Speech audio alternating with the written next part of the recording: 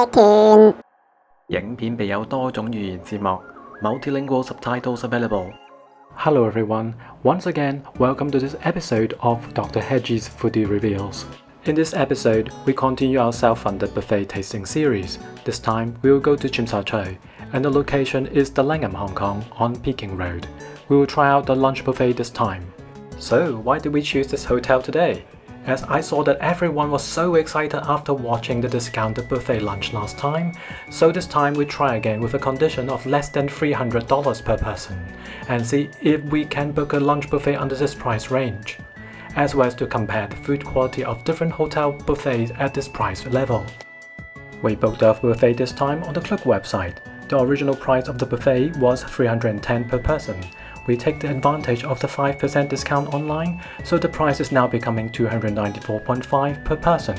We booked the buffet lunch on a weekday, and the lunch is located at the food gallery.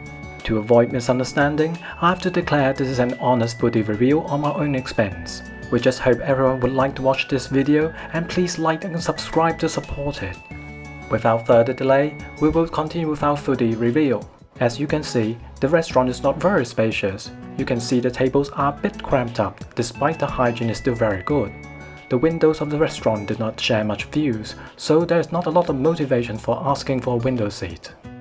Upon your arrival, you'll first be greeted by the dessert section, followed by the seafood and the cold cuts and the hot food section. We follow the routine to first look at the seafood at the sashimi. Today there are whelks, mussels, oysters and prawns.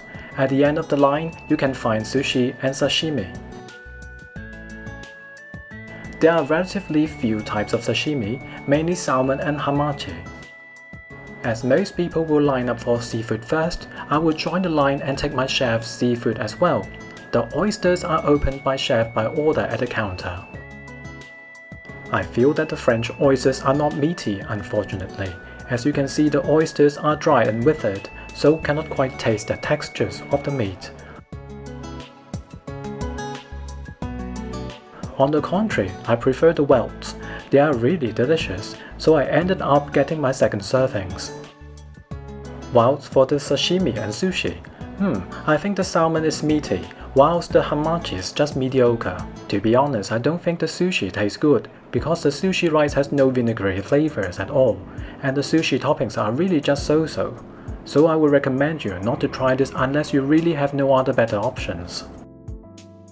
There is a salad table that provides basic fresh vegetables. In addition, there's also a counter with some cold cuts, such as smoked salmon and smoked ham. After tasting some cold dishes, it's time to try some hot food. First, let's try this roast beef. It's served by the chef. The rawness of the meat is okay, it seems to be nicely cooked. Next to it, you may find some cooked vegetables. I would say that the beef is nicely cooked. Meat is not tough, so it's not bad. At the Chinese-style hot food corner, I can see the chef frying some spicy crabs, which attracted me to watch closer and take a look. Today you can find some sweet and sour fish, stir-fried cuttlefish, and spicy chicken. The appearance of the spicy crabs are okay, but because the chunks of crab is not big, so they are not very meaty, although the taste is good. I would say the batter of the sweet and sour fish is really thick. Despite of the nice flavor, the fish seems to be over-fried, unfortunately. The stir-fried cuttlefish had a nice and chewy texture, and the spicy chicken tasted okay.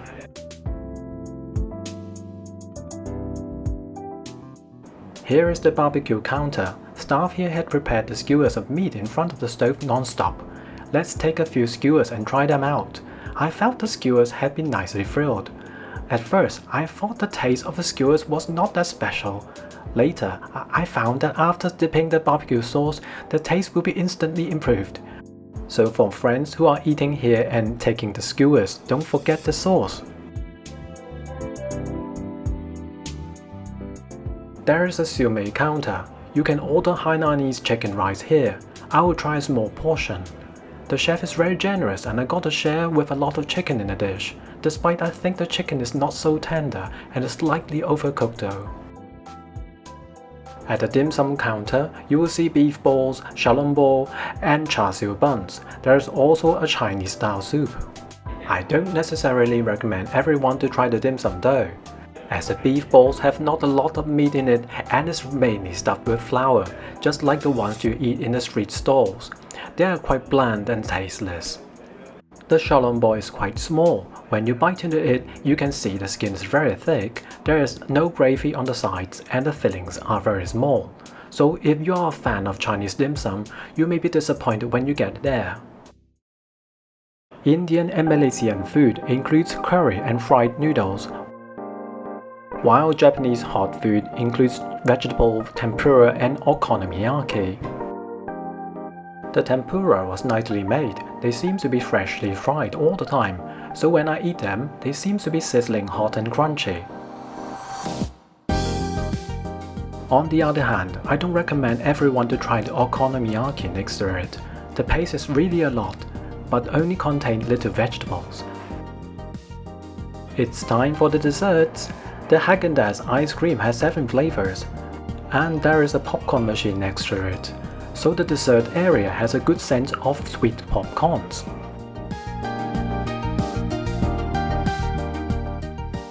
There are also fruits next to the chocolate fountains with a lot of fruit varieties.